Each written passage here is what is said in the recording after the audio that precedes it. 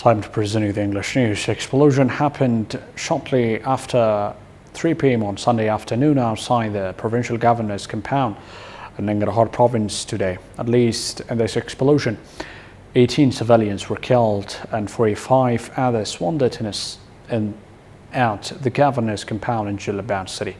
Najibullah Kamawal, head of Nangarhar's health department, said a side bomber detonated explosives close to the governor's compound, Jalabad city, in eastern Nangarhar province on Sunday afternoon. Local officials confirmed the attack took place in PD1 in Jalabad about 3 p.m. local time.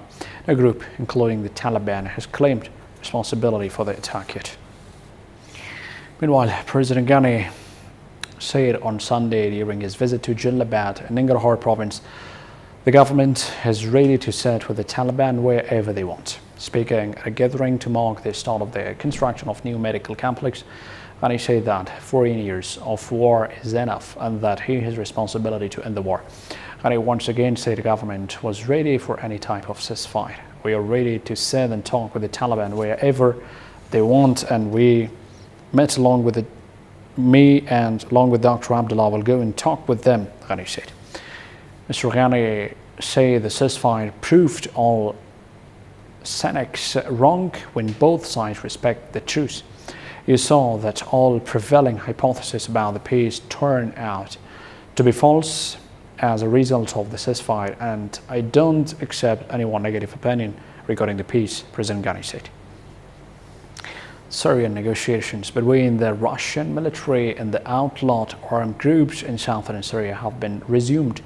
Al-Mayadeen reported on Sunday, citing a spokesman of the opposition forces. The talks between the Free Syrian Army and the Russian troops have been resumed in the south of Syria under Jordan's mediation. The spokesman was quoted as saying by the Al-Mayadeen broadcaster. On Friday, the militants derailed the negotiations but were refusing to hand in the heavy arms.